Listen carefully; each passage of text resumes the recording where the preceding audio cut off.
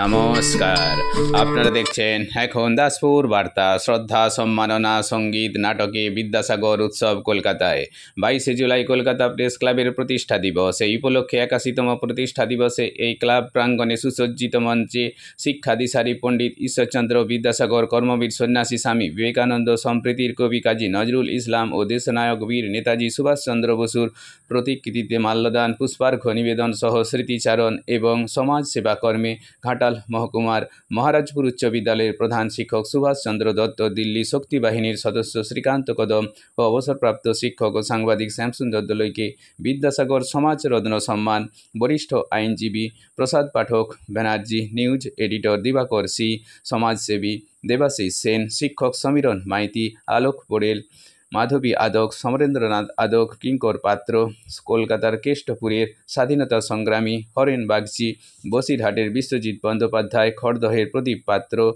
শ্রীকান্ত ঘোষ, সোনারপুরের কীর্তনিয়া ও সেবাশ্রম পরিচালিকা শ্রীমতী রীতা দাসী, সাংবাদিক তাপস রায় প্রমুখ ব্যক্তিবর্গকে বর্ণপরিচয় সম্মান স্মারক প্রদান করা হয়েছে।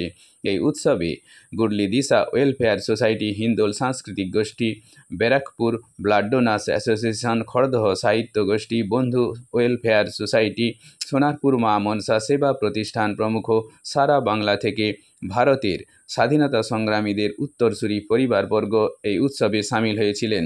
প্রায় 4 ঘণ্টাব্যাপী এই উৎসবের পবিত্র দেশাত্মবোধক গান, বিদ্যাসাগর সম্পর্কিত সঙ্গীত ও শ্রুতি নাটক পরিবেশনে এর সমাপ্তি ঘটেছে। এই সমগ্র উৎসব সঞ্চালনায় ছিলেন মিশন বিদ্যাসাগরের কর্ণধার বিদ্যাসাগর অনুরাগী অমিতাভ বন্দ্যোপাধ্যায়। কলকাতা থেকে রিপোর্টে শ্যামসুন্দর দলুইয়ের সাথে শ্রীকান্ত কদম।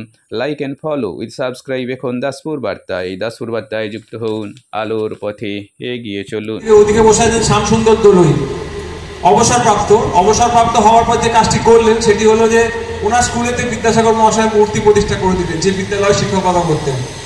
আর শ্রীকান্ত কদম হচ্ছে যুব সমাজের প্রতিনিধি। যদি আমাদের কোনো যুব সংগঠন থাকতো মিশন বিদ্যাসাগরের, তাহলে মনে হয় শ্রীকান্ত কদমকে সেখানে সেক্রেটারি করে দিলে যুব শক্তি আমার সঙ্গে সবাই থাকে। তাই এই শ্রীকান্ত কদম আর এসব বসুখানটা সমীর কুমার ঘোষাল, এর আগে একটু আলাপ করিয়ে দিই। মিনার্ভা থিয়েটারে রবীন্দ্র মেলা আয়োজিত হয়, রবীন্দ্রনাথের গান নিয়ে রবীন্দ্র মেলা আয়োজিত হয় মিনার্ভাতে। 51 বছর, এই বছরটা 51 বছর ধরে রবীন্দ্র মেলা আয়োজন করেন। যে রবীন্দ্রনাথ ঠাকুর, রবি ঠাকুরের দেশ থেকেই বলতে পারেন নিয়ে এসেছি। সাহিত্য সম্রাট পরিবার থেকে জয়দীপ চট্টোপাধ্যায়, বঙ্কিমচন্দ্র চট্টোপাধ্যায় পরিবার। বন্দে মাতারাম বলে আকাশ বাতাস আমরা ধনিয়ে তুলি। বন্দে মাতারাম যে কোনো রাজনৈতিক দলের কোনো হলে সব বন্দে মাতারাম বঙ্কিমচন্দ্র চট্টোপাধ্যায় পরিবারের। আর উল্লাসকর দত্ত পরিবার থেকে এসেছেন কৌশিক দত্ত। ক্ষুদিরাম বসু, প্রফুল্ল চাকিরা যে বোমাগুলি ছুটতেন ব্রিটিশ সাম্রাজ্যবাদের বিরুদ্ধে, সেই বোমা তৈরিটা শেখার জন্য ইনি যে পরিবারের মানুষ, উল্লাসকর দত্ত বিদেশ থেকে শিখে এসেছিলেন।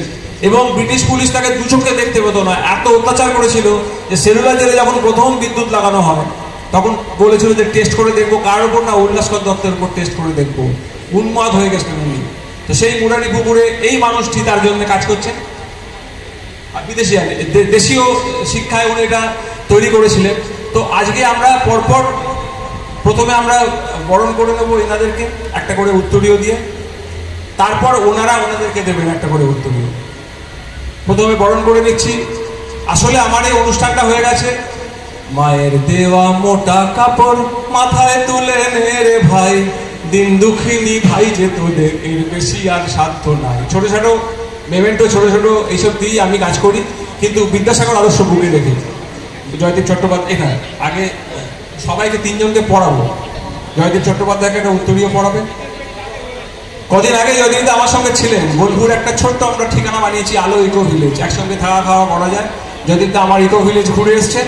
আর সমীর কুমার ঘোষাল ওই দিকে একদম ডান দিকে আছেন, সমীর কুমার ঘোষাল। সঙ্গীত জগতের লোকই বরণ করলেন। শিল্পী হচ্ছে আমাদের ছায়া হিন্দোলের কর্ণধার, নৈহাটি থেকে এসছে। এরপরে আমরা কৌশিককে বলবো সুভাষচন্দ্র দত্ত মহাশয়কে এটা পড়াতে। ওই চশমা পরে মধ্যখানে বসে আছেন সুভাষচন্দ্র দত্ত মহাশয়। এই ছবিগুলো একটু রাখবেন। হ্যাঁ, উল্লাসকর দত্ত পরিবার থেকে প্রধান শিক্ষককে বরণ করে নেওয়া হচ্ছে এবং সমাজরত্ন।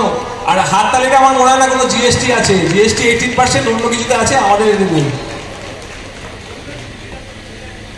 কৌশিকটা তুমি দেবে। এটাই বিদ্যাসাগর সমাজরত্ন পুরস্কার প্রাপক প্রধান শিক্ষক শ্রী সুভাষচন্দ্র দত্ত মহাশয়। এরপরে শ্যাম সুন্দর দলুই মহাশয়কে দেবে জয়দীপ চট্টোপাধ্যায়।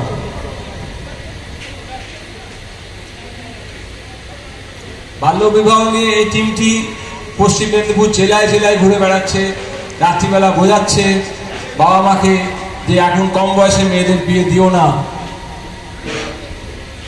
যদি দেখা দাও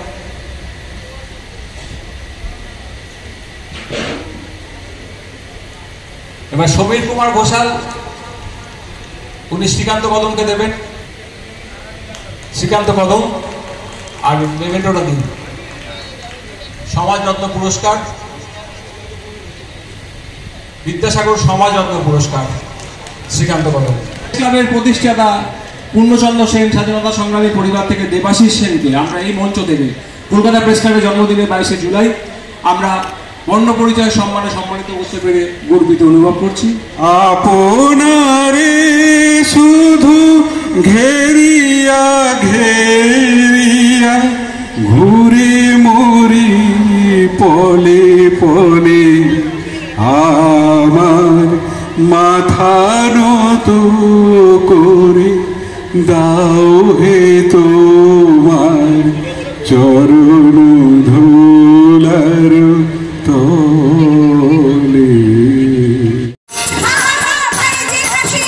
ভগবান করবে হাসি সর্বনাশী শিখায় সত্য পেরে আটা রইল কপাট ভেঙে ফেলে পারলে লোকাকে রক্ত জমাট শিকার পূজার পাশার দিদি চিরজীবী হয়ে বেঁচে থাক বেঁচে থাক বেঁচে থাক সাগর সাগর বিদ্যাসাগর বেঁচে থাক সাগর চিরজীবী হয়ে